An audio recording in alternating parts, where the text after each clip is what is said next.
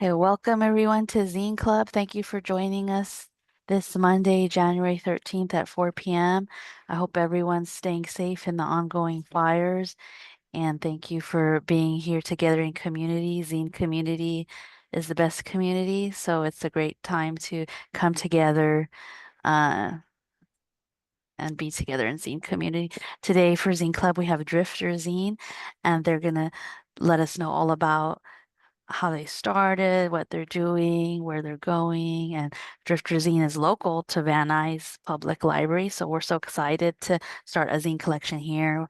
And they already donated a zine in person, Drifter Zine, about Palestine, and we're so thankful. It was so needed at that time and always. So take it away. Thank you for being here. Thank you. Thank you. Hello, everyone. Thank you for having us. We're really excited to do this. My name is Maddie. Um, My name is Iván. yeah, and we'll be showing you what Drifter Zine is, what we've been doing over the past like 4 or 5 years, and yeah, and see if anyone wants to get involved.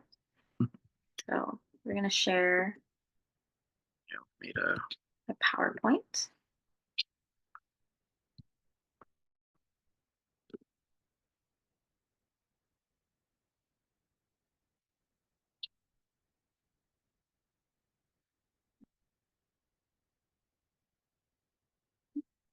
All right, hopefully everyone can see that. Yeah. So we are Drifter Zine, located in the San Fernando Valley, um, one of the best parts of LA. um, yeah. Okay. So Drifter Zine, we started in April 2020, right at the beginning of the pandemic. We felt a need at that time when we were all in quarantine, all in like isolation, solidarity times, that we needed like a space for artists. And we had been talking about starting a zine over the past couple of months before that. And that felt like a really good time to like come together and create an outlet for artists. So we started it in with the idea of being able to uplift and highlight voices, artists, writers, journalists in the San Fernando Valley, which is where we're from.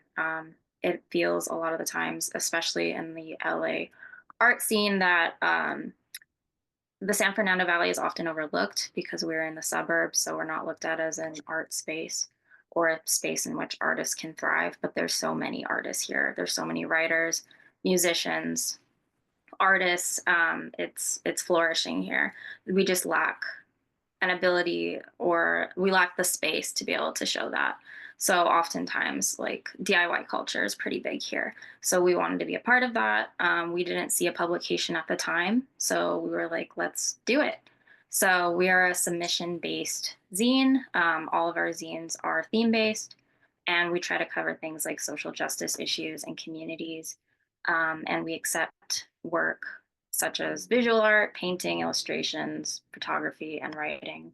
We have a lot of poetry, a lot of interviews. We've done a lot of interviews with artists, features, short stories, essays, stuff like that.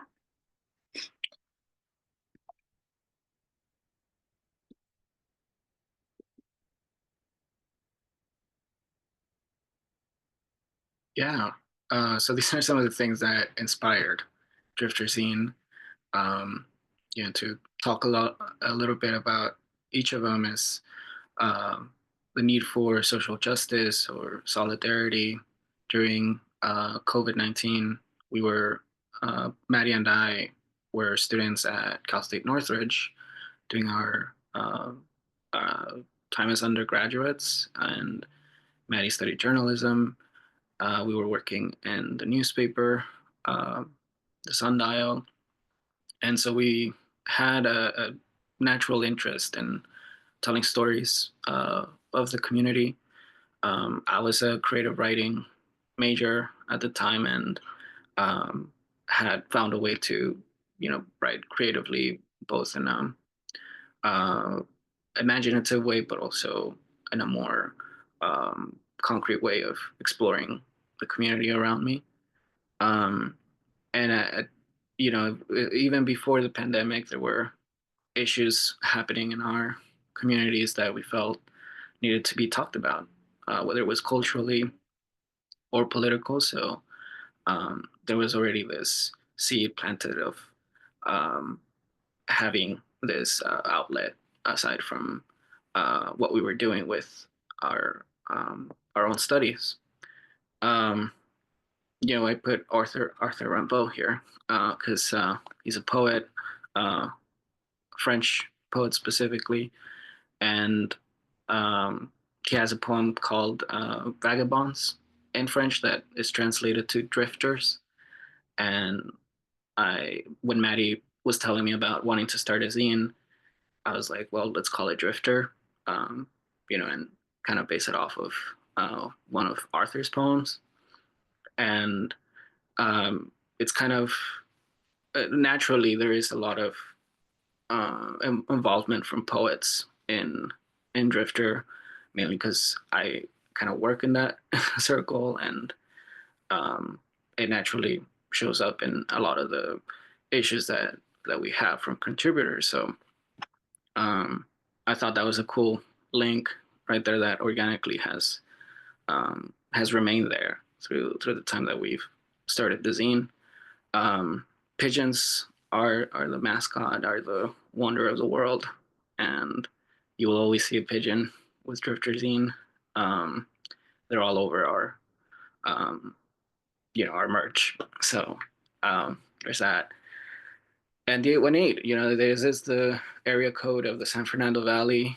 Um, it is very much a community that um, has kind of created its own identity, and we're like really honored and thrilled to be a part of that.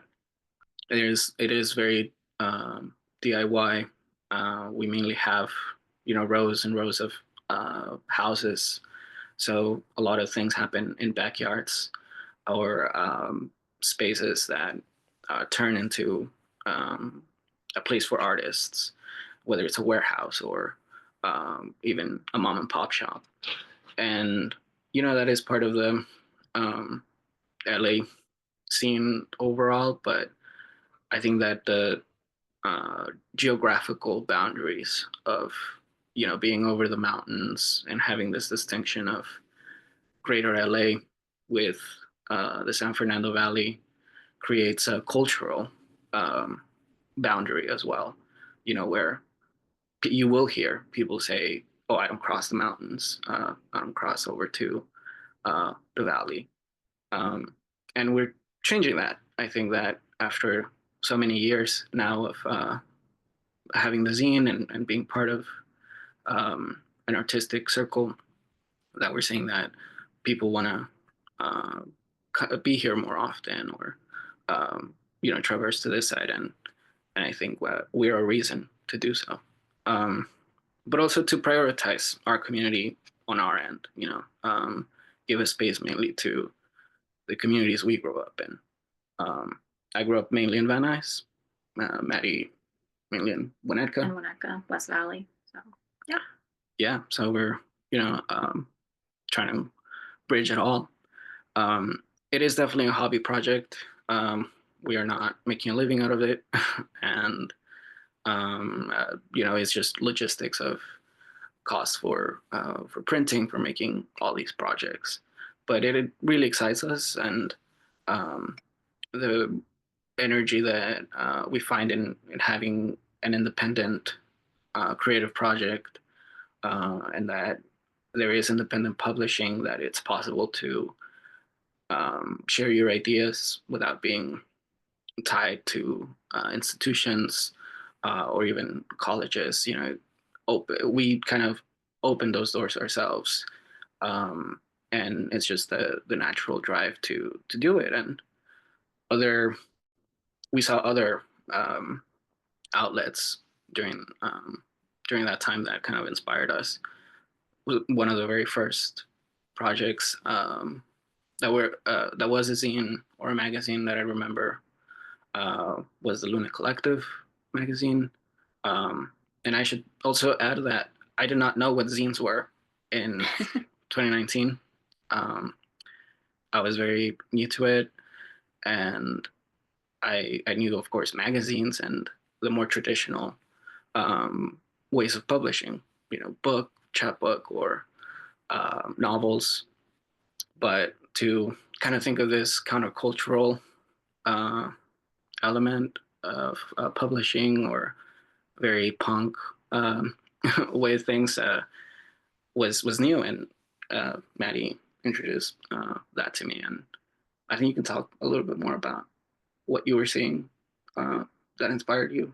Yeah, I think that at the time, like we said earlier, we were working at the newspaper, and I was like really when I started my time as an undergrad in journalism, I always said that I wanted to start something as an independent magazine, and I don't even think I knew what a zine was at that time.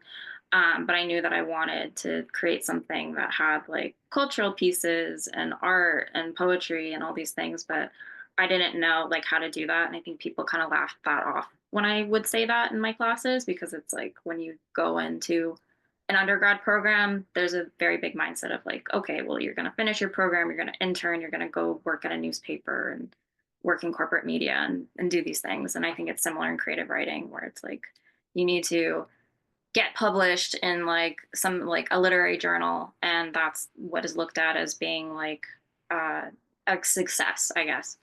And so I remember going to a show with some friends for the newspaper, and I saw someone walking back and forth with a digital camera or with a film camera, and they were just taking photos. And I was like, "What are they doing?" And I looked up the show, and I found those photos, and it was connected to a zine called Luna Collective Mag. And I was like, "Oh, what is this culture? Like, what is this?" And it was like ran by a USC student at the time. She was an undergrad, like we were, and I was like, "We could totally do this." Like, and we started talking more and more about it, and the more we wanted to do something that was really ingrained in where we were from. So the 818, highlighting those artists, what was the niche, what was the importance of creating this project, and that's what kind of came out of it. Yeah, and I think what solidified it is that we went to the San Fernando Valley Zine Fest that took place in Reseda that time, and that's where we saw our community all at once, and that definitely, like, more on that, but And I got to, at that time also, I just remembered when I was still at the newspaper, I got to interview Valley Girl, who runs a fantastic zine.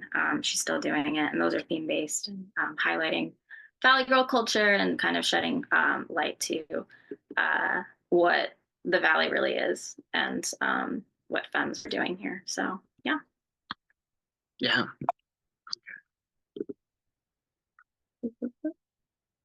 These are some of our issues that we've done. We're currently working on issue 9, but we'll talk about that a little later. So one of our last issues was we have Delirium, we have Suburban Wasteland, Disrupt, and we did a zine for Palestine.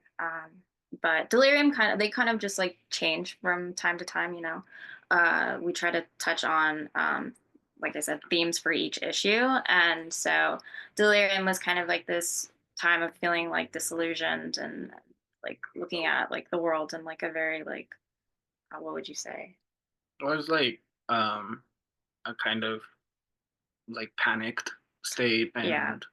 and we were thinking of late stage capitalism, or thinking of how, a system that is like corrupt in a way is driving us insane, Yeah. quite literally. um, and so, and that word felt like very like an umbrella. Yeah, umbrella of like all of the things we were feeling at that time. Suburban Wasteland was our issue, like our love letter to the Valley, which it doesn't sound like that, but it's like we love this place so dearly, and so I think when you love something, you should also be able to critique it, but in a loving way. So a lot of the work in there is like talking about the things that you would love to see change in the Valley, things that you love about the Valley. Just this like amazing labyrinth of suburbia. So that's probably one of my favorite issues that we've done, and that was like the third issue we did. That was back in 2021. Disrupt was having to do with a lot of politics. We covered police brutality, we covered gentrification, a whole lot of things in there. The corruptions of the LA sheriff's gangs. And there's so much in that issue that is so important. And we met some fantastic artists, some people who I don't even think that they would necessarily call themselves writers, but are some of the best writers that I've seen. And that's what's amazing about this project is that we don't just publish people who are in school for creative writing or journalism or music or whatever. Like any person can submit to Drifter, and I think those are some of the best people, the best writers that we've come across. So yeah, and then uh, last year we did "Where Is Home," a zine for Palestine, and we were able to fundraise like over like $600 for the Palestinian Youth Movement and the International Journalists Fund. And we're still printing those. We're going to try to print more in the future. And we donated a copy to Van Nuys library, so you could find that there if you want to check that out. We'll also show you that we have all of our zines online for free, so you can read the digital ones on there. So do you want to show that? Yeah. We'll show that really quickly. So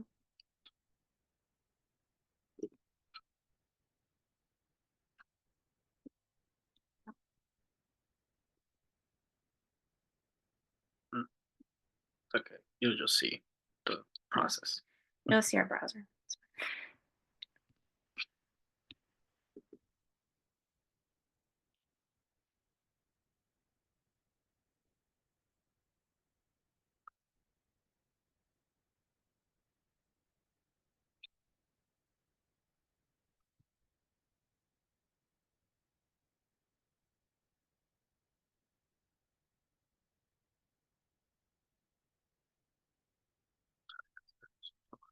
But yeah, just wanted to start here. So you see our website. It's just drifterzine.com, and you can navigate through some of the tabs that we have. That we actually have some past articles that appear in the zines, but can also kind of stand on its own um, as pieces about personal essays or articles from other contributors. And our e-zines or electronic zines, that's where we have the digital versions um, of all these issues. Um, how did you? Oh, so So one of our digital issues are Zine for Palestine. I think we have about 20 artists and writers in here, maybe more. And so yeah, it was a really beautiful zine. It's fantastic. There's writers from all over, from the Valley. We have a couple of Palestinian writers in here. But yeah, I think this is kind of a beautiful thing because it was a, a call for art that was one that got spread like uh, the fastest for us. Like people from all over were contacting us, and it was really beautiful to see so many people wanting to share their work for this issue. So we can't thank our artists and writers enough for that. And their work has meant so much. So yeah, we have it's about 50 pages of just poetry, art, writing. So very nice. But yeah, you can find that on our website. yeah, and I'll link the um, actually the page of our e-zine so that you're welcome to look at them as we um, continue the session here. But they live in our website, so you can access it anytime. And yeah, we'll continue in a bit. There's the link. I'm gonna go back to sharing our presentation.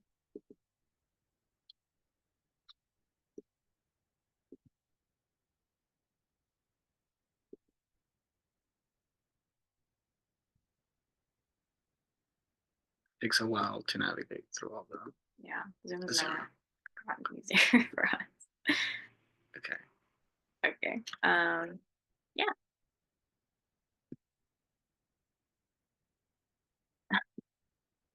We have some Oh.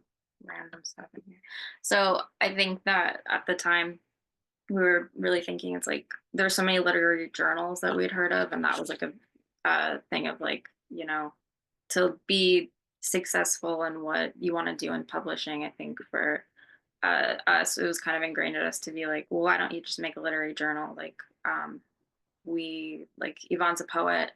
Um, I'm a writer in some sense, and so it's like why we could have done that.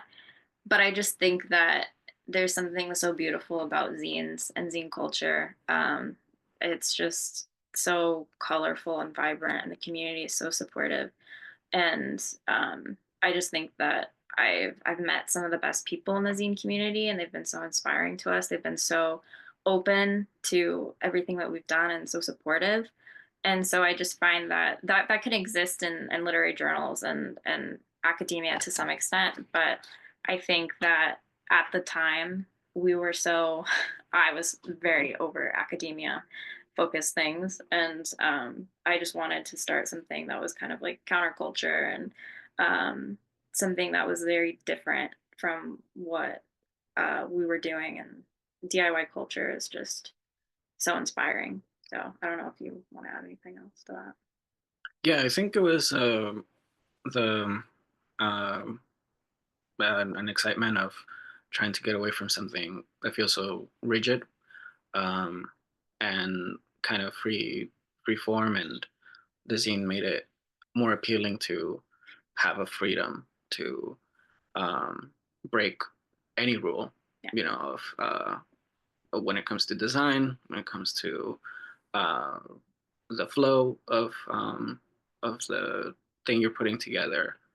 And I definitely like both, of both like literary journals and zines. But I think when you grab one of our issues, you can sense how it is trying to, um, it is focused on a theme, and that is the main driving force. But the way it all flows, it's much different from um, a journal, a literary journal. So it's just a distinction. You know, uh, we thought this was also a funny meme to to include, but also no hate on literary journals, but um, it is something that is just it makes them distinct, unique in their own way, and you can put have a foot in both worlds too if you want. Um, but but yeah, I think there's a bit more of talking about publishing and a press side of things, but we'll get to that in a minute. Um, so,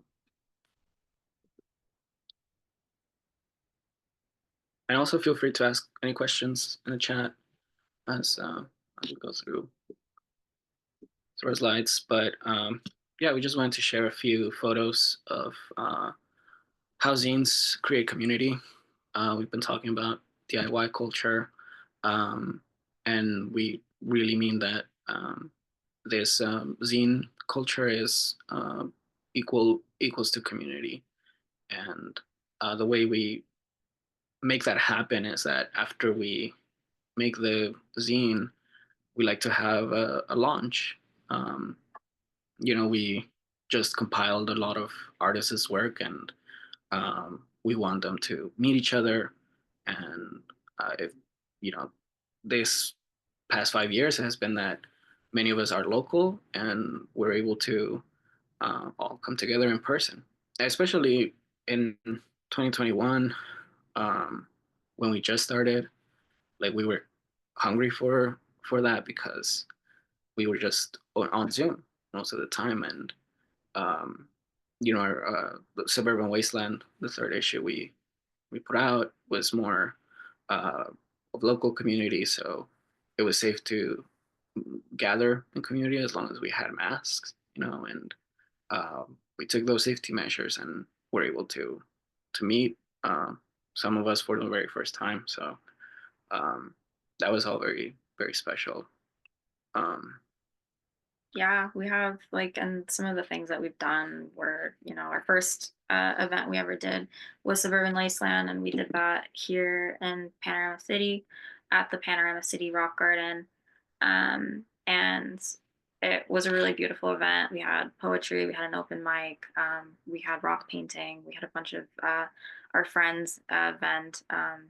And people that we'd only just talked to over Instagram, and we finally got to meet for the first time, and that was like a really beautiful thing. And now those are some of our closest friends. We did an event for one of our issues, Nocturnal Enlightenment. We did that at our own house with a DIY gallery that our friend Eric does called Streetside Carcass. And he built these beautiful gallery walls, and he does his own DIY shows in the cul-de-sac he lives in. And we were able to show art from the zine. And we had our friend Raul Garcia play with his band, and we had some open mic and reading. So we were really stoked to do that. And one of the last events we did for Delirium, and we did that at the Corbin Bowl in a bowling alley. That was really fun. We had a reading in there. We had some music acts, Orin Pine. And it was just like, it was so great to, in the Valley, like we don't have venues, so you have to do them in weird places. And so those are some of the weird places that we've been able to do them in. And it's such a great, great location to, have fun and be with community.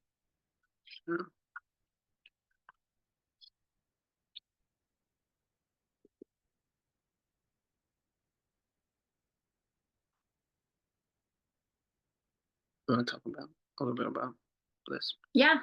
So in order to distribute the zine, we vend, and we have our zine in a couple of like bookstores and whatnot. But we've been able to vend, and that's a great way to get the zine out there, to meet people, to meet other zinesters. Some of the zine fest that we've done is LA Zine Fest. We've done the 818 Zine Fest at midnight hour. We've done the mini 818 Zine Market. That was a part of 818 Day. That was probably like one of the first like vending opportunities we did that Palacio Palace does. We do. We did the Pomona Art Book Fair last year. That was cool. That was at the Pomona College. What else have we done? We've done smaller events like with our friends Arant Press. They did a launch for their Passport mini book zine that they did, and we were able to do that in Venice. We also do some pop-ups here and there. We did one next to the LA mural in where was that? North Hollywood. Yeah, the Great Wall of LA. We were able to do that, and that was really fun. Got to do a little bit of a reading, but we also brought our zines with us to sell, and got to be with community. But yeah, Zine Fests are fantastic. Ziva does a lot of that, organizing the LA Zine Fest, and we've gotten to do LA Zine Fest 2 years in a row, and that was great. We get to meet people that we wouldn't usually see. Some from LA, some from out of town, and it's great. And shout out to John Dishwasher. He's here, and he was one of the first people that bought our zine that we didn't know, and that means a lot to us. So we got to do an online zine fest for, I forget what zine that was. What zine was it? I forget. But that was back in 2021, or at the beginning of 2021. And you remember the people that buy your zine that you don't know, and then you get to be friends with them because they also make really cool zines. Yeah. Yeah. There's several festivals or fairs that we've been a part of, and I think our goal is to just do more of those throughout outside of Los Angeles, um, and hopefully, we get to do that this year. But it's great to know that in San Diego, there's a Zine Fest. San Francisco, a lot of major cities have one, and it's a reason to travel. Just kind of make it an adventure, and also get to know another place. If you have the means for it, it's of course something that has to be planned out. But yeah, it's at an international community. So if you are interested in it, want to do it, go for it, and you'll have a lot of fun and meet very cool people along the way. Yes. Um, Wanted to check the chat here. We have some questions. Is it cool if we address some of these questions, Iván? So I see a question from you, Ziva, is any zine events at the Panorama Library? Hopefully soon. I thought it was being. It might be being renovated currently, I think, the Panorama City. But the second, we do want to do events at Panorama City Library. We go there pretty often. So, yeah. Awesome place. And it's right next to Van Nuys, and definitely we'll do more. And yeah, we were at the Indie Authors Zine Fest as well. I was also very honored to lead a workshop called Poetry for Commuters, and that was a whole experience also to be able to share this very mundane day-to-day activity, but how it can be truly poetic. And I think one of the focus there is that we can also make a zine out of just one poem, out of just one thing. It doesn't have to be always a compilation of various works. So that's also in the context of just how zines can be about anything. You don't have to have a lot of content, especially when you think about how you want to design it. You can spread it through. You can spread one thing through various pages and just have it about one specific thing. So at the end, we'll show some of the zines we've done outside of our regular issues. But yeah, it's it really is up to your own creativity, um, limits that you may have, but really it's like a free for all on how you can make a zine out of anything. And yeah, shout out to San Fernando Valley Photos, our friend Jeanette. She does awesome zines as well. Maybe we'll be in LA Zine Club soon. Yes, hopefully. But yeah, well, these are some of the zine making resources we want to share with you all. Some of the things that we use tools wise to create the zines. I think Madi can talk a little bit about most of these. Yeah. So we do all the layout ourselves.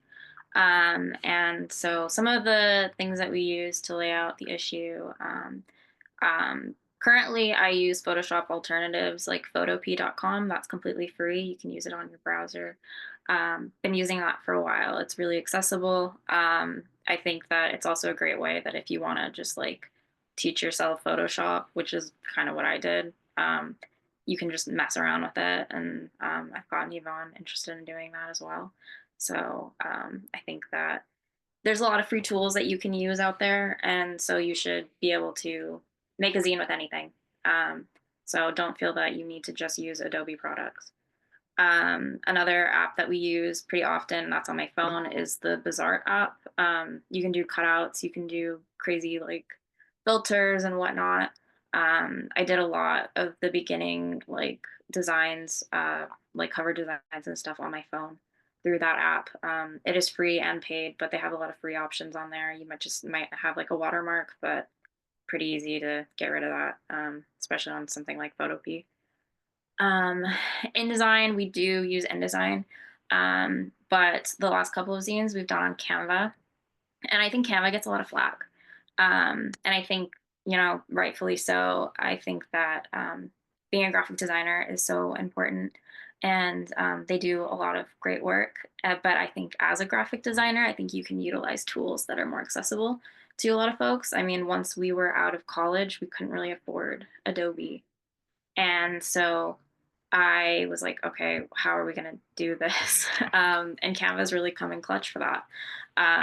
We have used the free Canva thing, we've used the paid, and both are great. I think that if you know what you want, you can utilize it, and you don't just have to use like some of the pre-made designs. You can really create a good product out of that. And we actually did the Palestine issue out of Canva. So no Canva hate here. I fully support anyone being able to use whatever they can afford and whatever they have access to. And don't let anyone make you feel bad about that. And some helpful apps that we've used. Iván uses Tiny Scanner on his phone pretty often for a lot of his zines. It's great. I think that it's paid, but there's probably some other alternatives as well. And Snapseed is great if you want to edit photos on your phone. But yeah, these are some great resources. Feel free to take a screenshot. We'll probably post this on our Instagram as well. But yeah. Yeah. To continue that, also some supplies themselves, these are all tangible objects and need to be made out of material. So when it comes to our zines, the the main zines that we have are contributor based issues.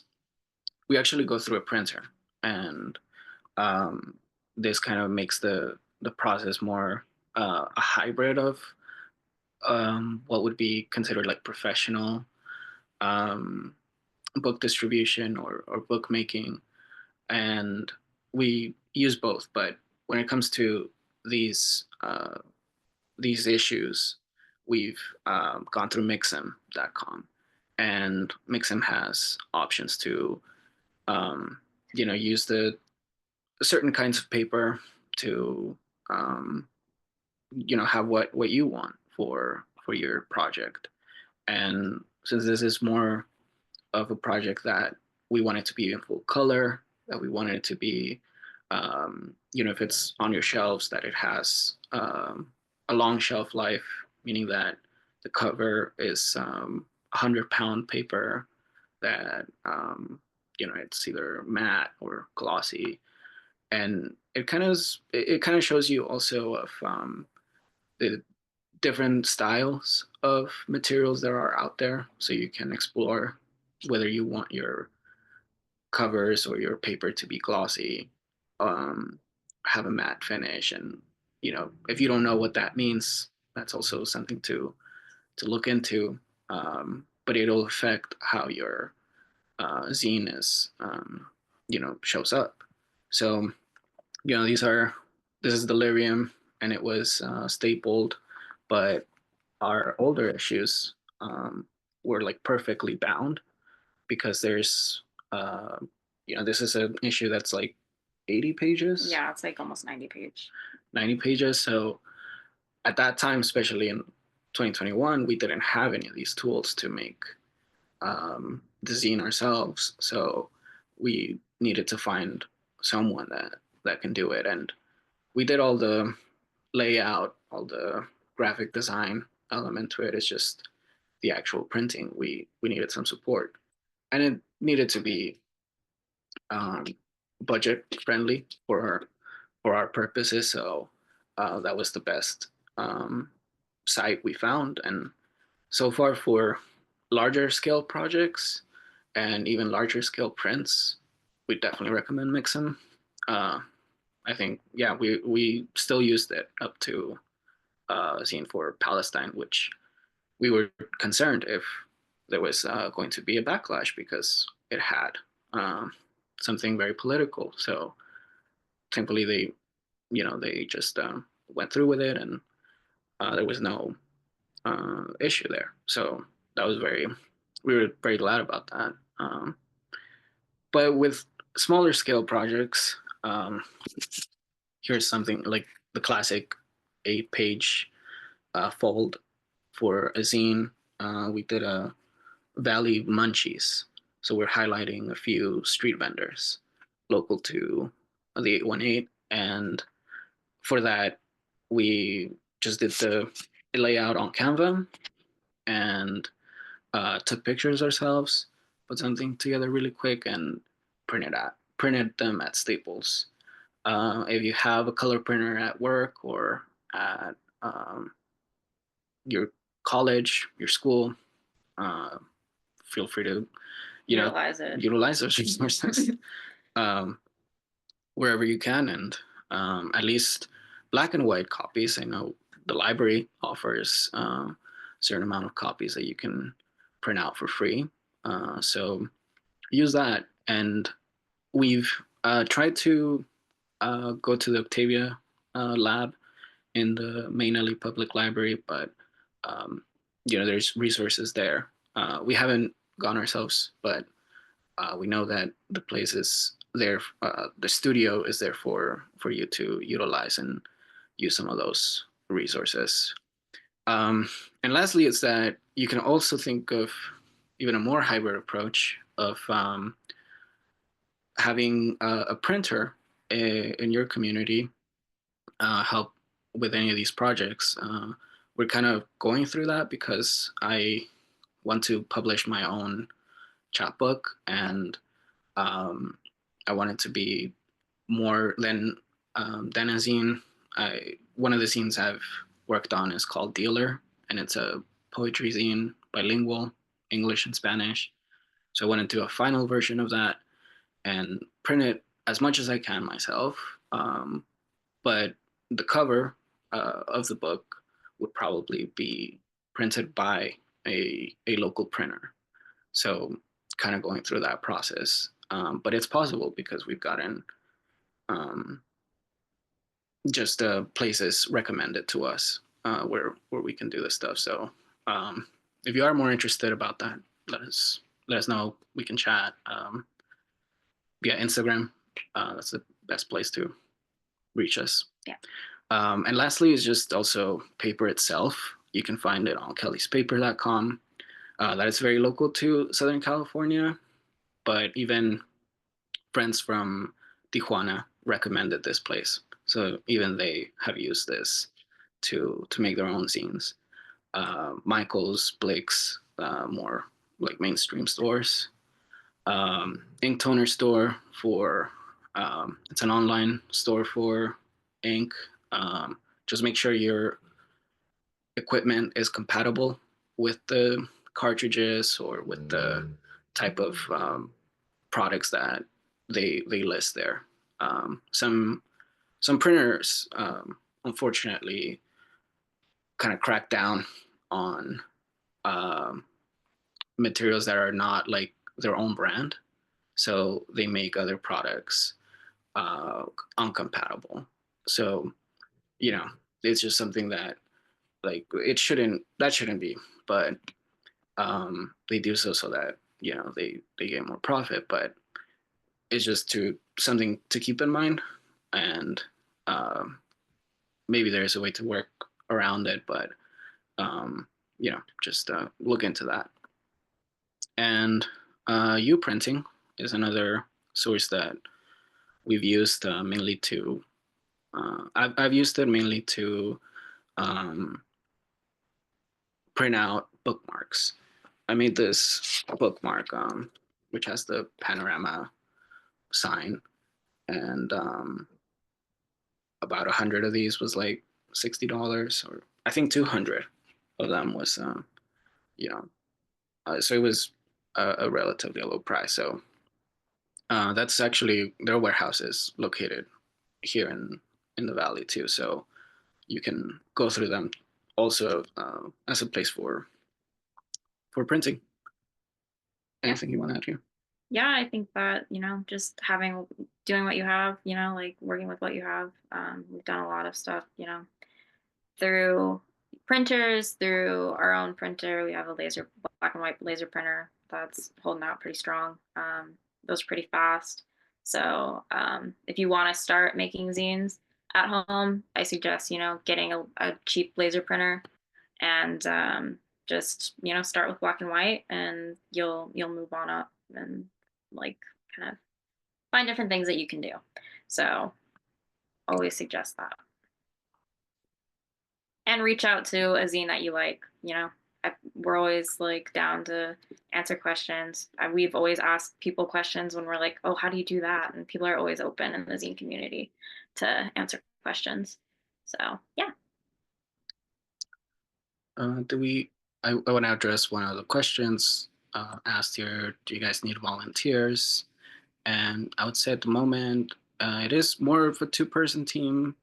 We could use some help maybe. I think when it comes to having things in person, sometimes with events we could use help. But if I may ask, Valentina, are you based in LA or elsewhere? Um, and yeah, it's great to know that um, you're interested, and Yeah. hopefully we can link. Yeah, always reach out to us. We're always down to work with people. Yeah. All right. Next one. Okay. Oh, okay. Well, open book. We're just there. Yeah, shout out to the open book in Northridge. That's now in the mall, and just we grew up here, and there was never a bookstore. I think at some point there was a Barnes and Noble. And thank you. You are awesome too. You all are awesome for having that space and being so open. So I think the next thing we're thinking of actually to collaborate was doing a workshop on poetry and kind of focus on poetry about malls. Mhm. So I think we might do that. That sounds of interest. But also for anyone here, check out the open mics that the Open Book hosts. We hosted one last in December. And hopefully we'll do it again. And say hi to the team there. And yeah, so we'll be in touch, and to volunteer. But other resources here and points is that Z making is also resistance, and one, we are living through many instances where this is true.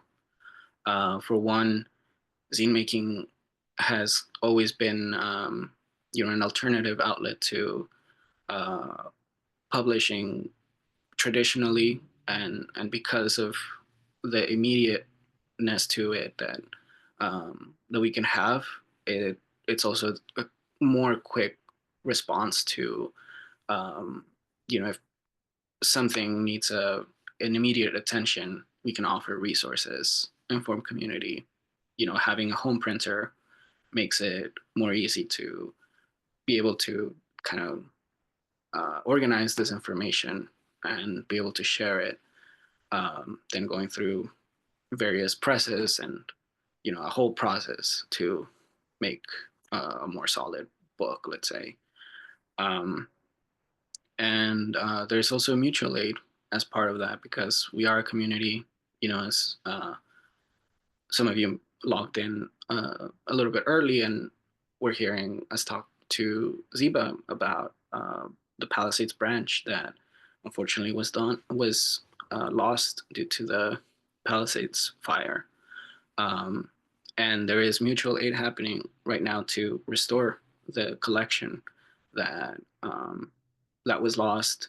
Mutual aid to also volunteer at community spaces that are accepting donations. It's also being about being in the front lines, right? So as Instars, it's kind of natural for us to feel that community and like help be part of that. And that's something that we find all the time, even if it's through fundraisers or mutual support. You know, do you want to say anything? Yeah, I think that the zine community is always coming together.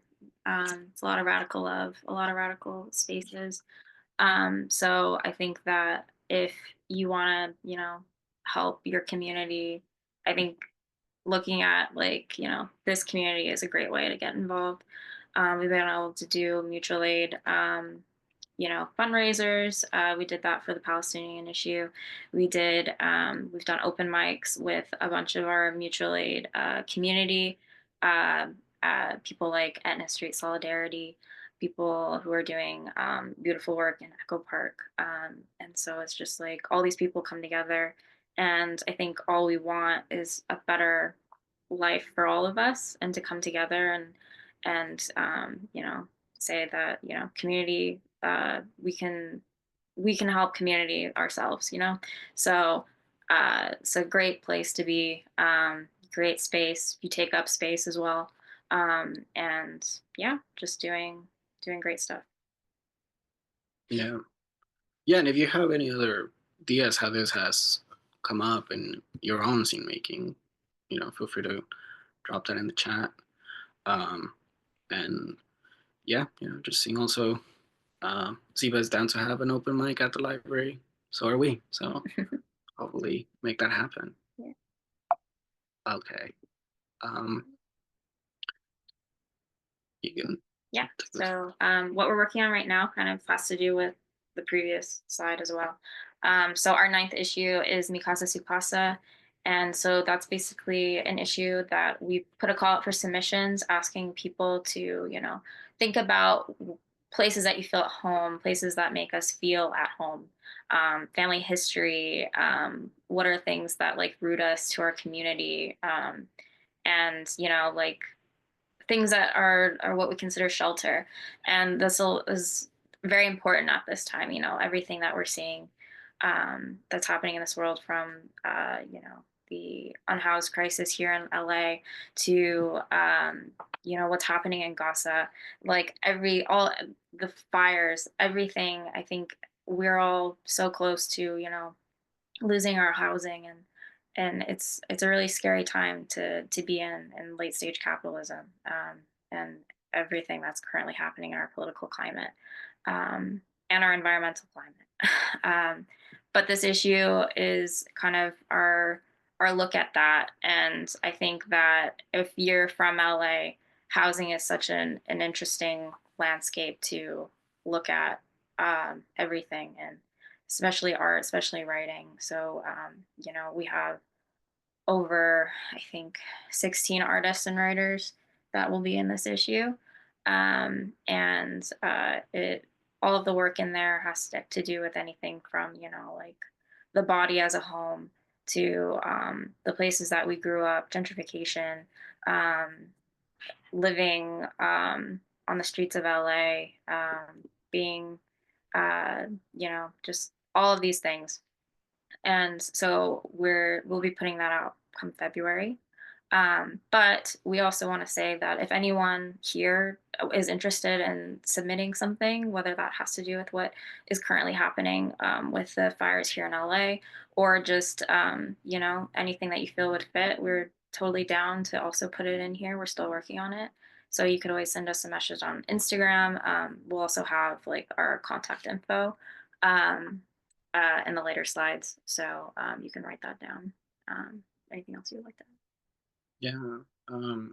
Yeah, we may be able to show a little bit of how we're working through this issue, because it might be helpful for some of you to see like how, when we say, oh, you can use Canva for this, how we're utilizing it, and just one like glimpse at it, just a sneak peek about it. But yeah, it was very much needed to talk about this, and also talk about the different forms of housing. It looks different for all of us, and there's also, I think that there needs to be a more sympathy for folks who are our neighbors and maybe unhoused, and how it really is not just pointing fingers that they are in the situation they are just because they want to. Like there is real systematic issues behind it that are driving displacement. And so this is a way that we can address it, and in a way that it's not violent. So um, this has a lot of perspectives, and really we wanted to show. We also wanted to, just our own interest, because we don't know what we're going to get in every issue. We kind of have the idea, but it actually feels very special when the themes is resonating so much with people that um, are kind of in the same wavelength, or it inspires them to write something completely to the theme, which at that point becomes a prompt. So we're kind of helping that creative energy in you to let it out, and put something down on paper. Yeah. And the pieces end up, I think what's so amazing to me is like every time we do it is a lot of these pieces um, fit together and such a beautiful way. Like these people don't even know each other and like their works flow so well. And so I think that's also amazing. People get to read other artists, other writers' work, and they get to like be enlightened by that and get to know each other and meet. So I think that's beautiful. Yeah. And I see two questions in the chat, and with Crystal, Andres, and if you want to submit, please please do so. And also to address the submission deadline, it actually passed, like the original deadline passed, because it closed in like October, but because of um, the recent fires, we want to open it, and I think that it would feel incomplete to if we didn't include what is happening in the past week. I think that um, this takes a whole different layer when you think about home. So, and also hospitality, right? Like inviting someone else into your own home. So if there is a piece you have there, I think if you can send it to us within the next week, that would be great, so that we can still put it out by February.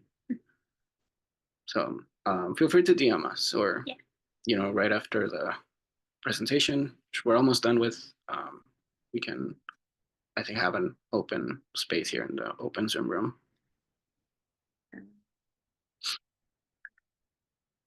Yeah, I don't think this light is loading, because oh, okay. Yeah, we do want to show this. Let me see if just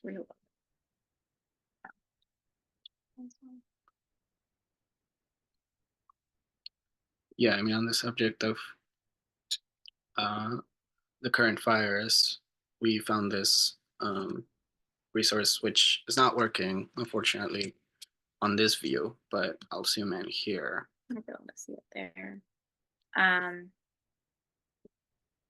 This is a great, community resource. All of these folks, all these mutual aid groups, we've talked to throughout LA. They're all doing fantastic work. Some with just general community, a lot with our unhoused community here in LA. I think what this has brought us in this past week is a great, I've seen LA come together so quickly, and it's so beautiful here how willing people are to help each other.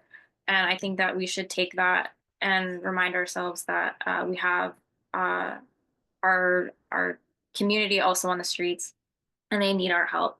And all of these organizations are doing their part. So like I said, Etna Street Solidarity, they're here in Van Nuys. They do amazing work. They come out every Tuesday for community night by the Orange Line on Etna Street and Van Nuys. And they create community, they create solidarity, they pass out free food.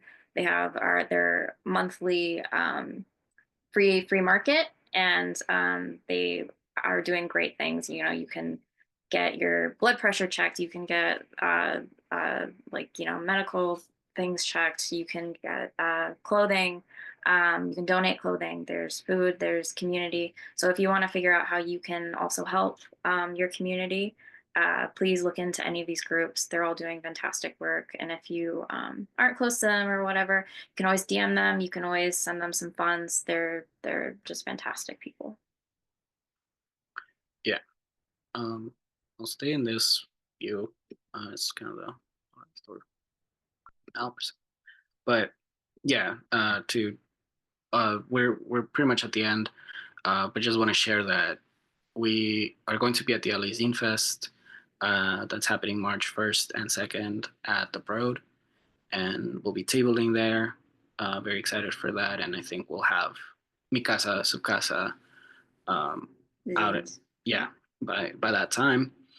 And we also are starting Paloma Press, kind of having more of our control of how we present our zines and make them ourselves. So we kind of started with some of these projects, and this is a compilation of poetry, of my own poetry, but we even have our kind of like our brand here. Press, yeah. Stamp, yeah. So we're kind of moving more towards expanding the project, and wanting to publish other people, specifically other writers from the San Fernando Valley, and just kind of keeping that focus, but expanding it, you know. And issue 10 should be coming out this year too. We are turning 5, and it's a monumental goal. So we want to celebrate that, and we'll have another themed issue coming out this year. And you know, we're hoping for the best. We are against a lot to try and combat just hatred, and we really are not about, and you know, trying to be part of that in any way. So we want to show that radical love is the way to a better future, and yeah, that future is now. So Yeah. And what? Oh, okay. What's more radical than the library? So, you know, it's amazing that the library, we get to do this through the library. We were working on this PowerPoint yesterday, and we actually ran into someone who used to be a librarian. She was like asking us about it, so that was kind of funny. But please get a library card. You know, libraries are fantastic. Ziva is working on creating and has created a zine section at the Van Nuys Library, and that is so amazing because that's something that we've always wanted here in the Valley. So it's fantastic that that is now there. So yeah, please support your local library and your local librarians. They're awesome. They're radical. yeah, and I, you know, I think it's something to be taken for granted because we have a great system in LA County that has book titles that you know, are not banned, that are not in any sort of blacklist. So that is something that like is a privilege when other states are completely banning books, and there's really no logic to that. But we're very grateful for that, and I am, as I've now been able to, since I got my card 2 years ago, I've been able to check out various books, even if it's just for research, but kind of has helped me control my impulse to buy books. And you know, this is just another way that you can access them, borrow them, and you know, have them with you for a while. But other people get to, you get to share it with other people. And that's our intern too. His name is Rocket. Yeah. He's taking a nap currently, but he is active. And this is where you can find us. Our Instagram at Drifter_Zine, website drifterzine.com, and our email is zine.drifter at gmail.com. So we're accessible through any of these outlets. And that concludes our presentation. Thank you all for being here and for being so engaging with us, and of course to Van Nuys Public Library and Ziba for allowing us to have this space with you all. But I do wonder if there's any other questions. I know we're running out of time a little bit.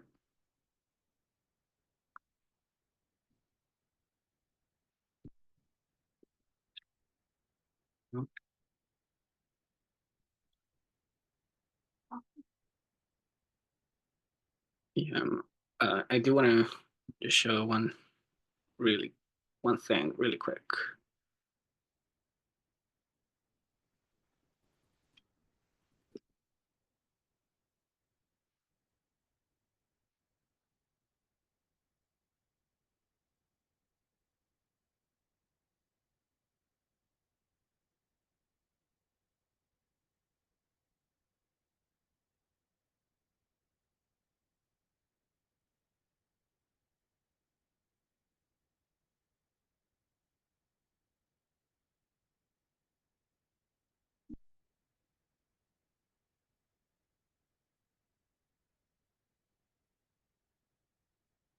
A bit, a little bit of time to load, but just before we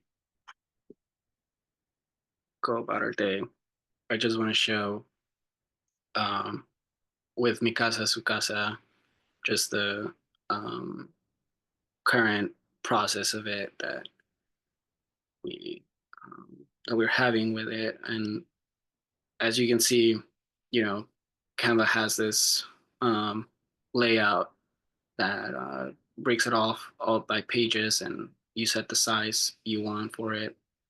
And right now, this is kind of what it's looking like. We are thinking about kind of ways to have. I think we're more minimalistic with our approach, as it was 3 issues ago. I think that also will vary per issue, but you will see more of like blank space, or kind of really letting the artwork be the sole art.